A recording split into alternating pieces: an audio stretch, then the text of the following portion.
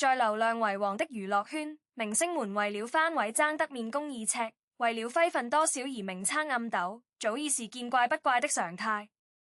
似乎誰的鏡頭多，誰的通稿猛，誰就能在這場注意力經濟的混戰中佔據上風。製片方在碼盤時習慣將演雲表排成金字塔，投資方評估項目時第一句話就問男女主角的家位和出鏡時長。粉絲在社交媒體上喊價時最愛甩出自家偶像的出場時間統計表，用秒表喊出來的數據成了捍衛尊嚴的武器。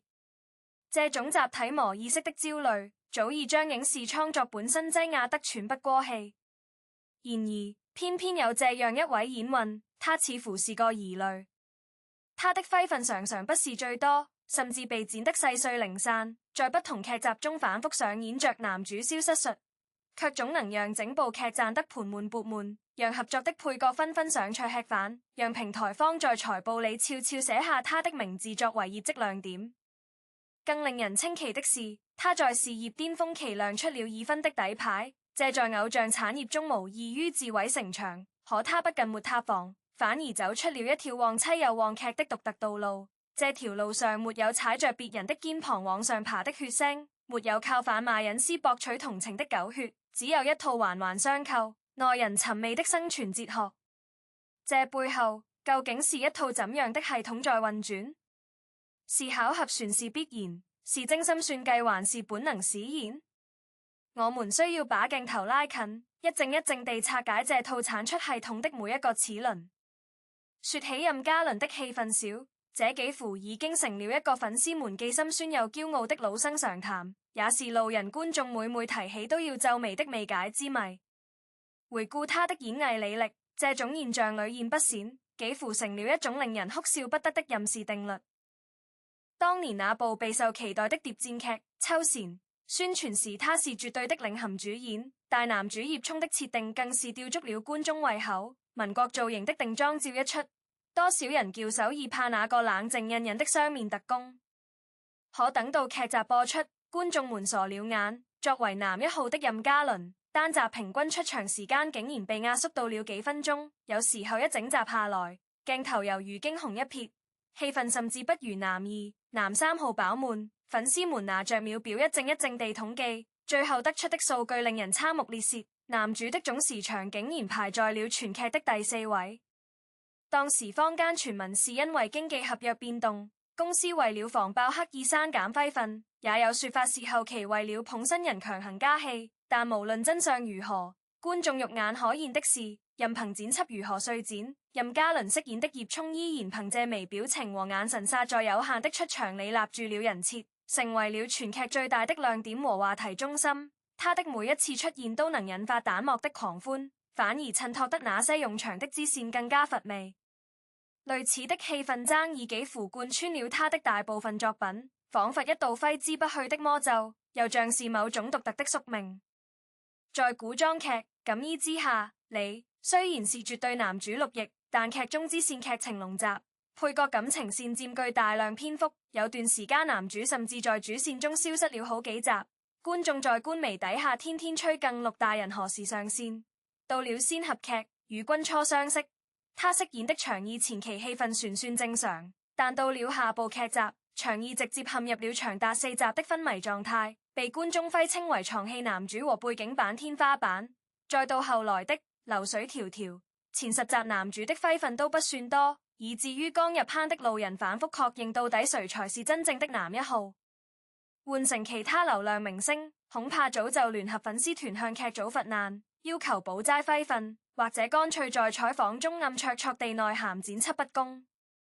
但任嘉倫從未在任何公開場合抱怨過一句，他甚至在採訪中坦言，他更看重的是角色是否完整，而不是鏡頭數量的多少。只要每場揮都全力以赴，觀眾就能感受到角色存在的分量。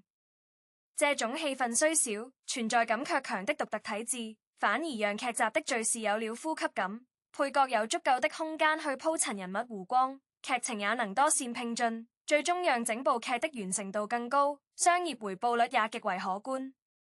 這種讓利的智慧，成就了劇集整體的繁榮，而非一個人的獨角戲。他像一場精心編排的交響樂，任嘉倫甘願做那個定音鼓，不倉其他樂器的鳳頭，卻在最關鍵的時刻敲響最重的那一錘。如果說氣氛陽光體現的是任嘉倫在業務層面的格局，是他對表演這件事本身的理解超越了名利場的虛榮，那麼他在事業上星期那場石破天驚的公開忍耐，即是他人生佈局中最令人嘆服的一步棋，也是這套系統中最為關鍵的情感閥門。時間回溯到2017年，那部讓他一夜爆紅的《大唐榮耀》剛剛播完。彼時的他正是憑借廣平王李速收割無數女友粉的黃金時期，商業代言紛至沓來，劇本邀約堆積如山，業內都在預測他將成為下一個頂流。各大經紀公司甚至開始研究他的走功路徑，試圖複製。團聚合作方紛紛施壓，苦口婆心地勸他隱瞞戀情，擁係單身人設以保住商業價值。畢竟在那個年代，流量偶像的單身人設就是真金白銀。一旦破碎，就意味着商業版圖的坍塌，前車之鑑比比皆是。但任嘉倫卻偏偏選擇了那條最難走的路，那條在所有人看來都是死路的懸崖。他在社交媒體曬出與女友涉歡的合照，高調公開了這段長達5年的戀情，隨後不久更是直接宣布已為人父。消息一出，微博服務器幾乎癱瘓，熱搜榜前10全是相關詞條。娛樂媒體的頭條連續3天沒有換過標題。那是一場豪賭，代價是實打實的，是可以用具體數字來衡量的。官宣當天，大量粉絲退粉，甚至回踩，後援會管理層集體辭職。曾經為他砸下重金的站姐連夜關站，超話你充斥着騙子，辜負信任的聲討。原本談好的幾個代言資源黃了，品牌方連夜撤下了預熱物料。部分影視項目也出現了變數，製片人搖頭嘆息說他不懂規矩，業內都在看他的笑話，覺得這個戀愛腦的男藝人不過是一顆轉瞬即逝的流星，很快就潰在競爭激烈的娛樂圈中銷聲匿跡，成為後來者引以為戒的反面教材。然而任嘉倫卻有着一套獨屬於自己的清醒邏輯，這套邏輯簡單到讓人無法反駁。他曾對媒體坦言，一個女孩在你最窮困潦倒，甚至連房租都交不起的時候陪着你，在你被公司雪藏、前途渺茫的時候，用她的片酬補貼家用，深夜陪你磨台詞到凌晨3點。當你終於有了名氣，有了聚光燈和鮮花掌聲，卻把她藏起來，假裝自己是單身，這算怎麼男人？這份坦蕩不僅保存了他人格的底色，更意外地為他過濾掉了一批浮躁的顏粉和夢女粉，留下的則是真正欣賞他演技和人品的穩固劇粉。這些粉絲不配因為他裂婚就脫粉，反而因為他有擔當而更加死心塌地。時間證明了一切，當年那些嘲笑他自毀前程的人漸漸閉上了嘴，因為他的事業不但沒有崩塌，反而在短暫的波動後穩步攀升，用一部又一部高質量的作品回應了所有質疑。如果說公開只是第一步，那麼後續的護妻與旺妻則是任嘉倫多年如一日身體力行的結果，是這套系統中最柔軟也最堅韌的紐帶。他的妻子薛歡是中央戲劇學院科班出身，年輕時也是頗有靈氣的演運，本可以在演藝圈謀求發展，或苦現在也能在熒幕上擁有自己的姓名。但在任嘉倫走紅後，為了保護這段感情不受外界流言蜚語的侵擾，為了讓他能夠心無旁騖地拍戲，他選擇默默退居幕後，承擔起照顧家庭和孩子的重任，把自己的演藝夢想折疊起來收進了抽屜深處。而任嘉倫則用極致的邊界感回饋了這份犧牲，用10年如一日的忠誠守護着這份沉甸甸的託付。在拍戲現場，他與合作女星永遠保持着堪稱教科書級別的安全距離，從不搞曖昧營銷，不炒熒幕情侶，能借位的吻戲絕不來真的，趁熱氣氛能刪則刪，被粉絲調侃為已婚男演運的自我修養和內娛手難得第一人。他不參加夫妻類綜藝撈快剪，哪怕節目早開出天價通告費也婉言謝絕，不拿家庭瑣事炒作熱搜，不把妻子和孩子當成博取同情的工具，甚至很少在公開場合主動提及妻子，把私人生活和公眾形象之間那道線畫得清清楚楚。但每當有記者問起家庭，他總是溫和而堅定地說他是我的精神支柱，在我最迷茫的時候是他拉了我一把，或者說如果事業和家庭必須選一個，我選家庭。我拍戲是為了讓家人過上更好的生活，而不是為了事業拋棄家人。這種在娛樂圈難得一見的安全感，不僅讓妻子薛歡多年來的付出被看見、被尊重，更塑造了一種積極正面的公眾形象，讓外界看到了一段健康的、平等的、互相成就的親密關係是怎麼模樣。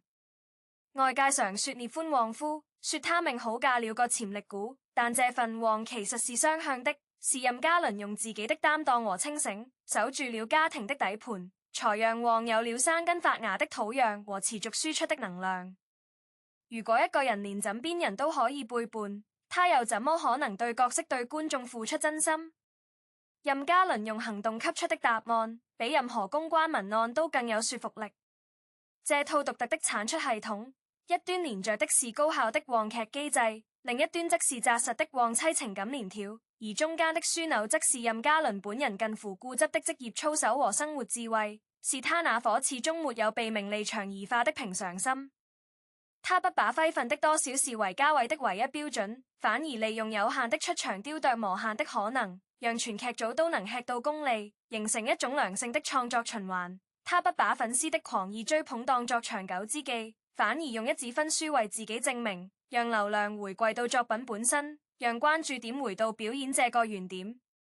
他拍戲拼命，舊傷復發也堅持不用替身，在片場永遠保持高精力狀態，被同行稱為鐵人。每天只睡4-5個小時，卻能在鏡頭前保持眼神發亮。他算戲任性，不迎合市場爽點，不重複同質化的角色，專挑自己喜歡且有深度的劇本，哪怕劇本只有3頁紙，甚至零片酬出演也在所不惜。他曾在採訪中說：我只想演讓自己心動的角色，而不是計算哪個角色能讓我多賺多少錢。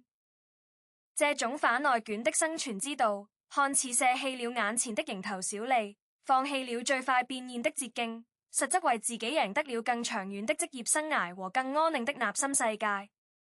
他沒有在焦慮中隨波逐流，而是用一套底層邏輯給為清晰的價值觀，把所有的選擇都統一在了做好人、演好戲這6個字下面。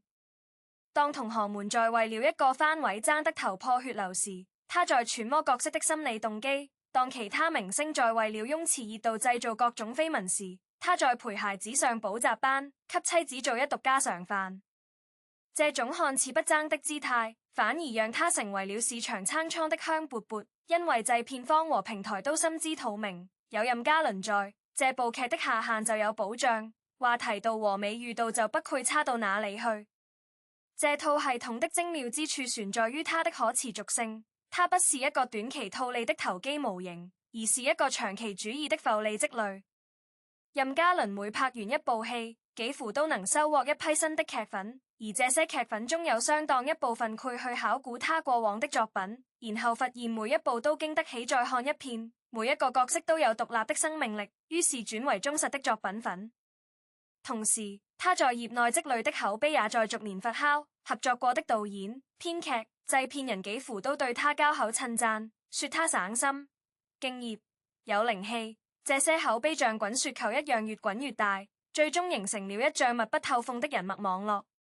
即便他的揮份不多，即便他的宣傳期總是來去匆匆，但好的項目總會在第一時間把劇本遞到他手上，好的班底總願意為他的檔期調整週期。這才是這套產出系統真正的吶喊。他不是在投機取巧，而是在深耕土地，用時間和誠意換取信任和回報。就像一棵樹，它在你看不見的地方拼命扎根，等到風雨來臨時，它反而站得比那些根系尖薄的植物更加穩固。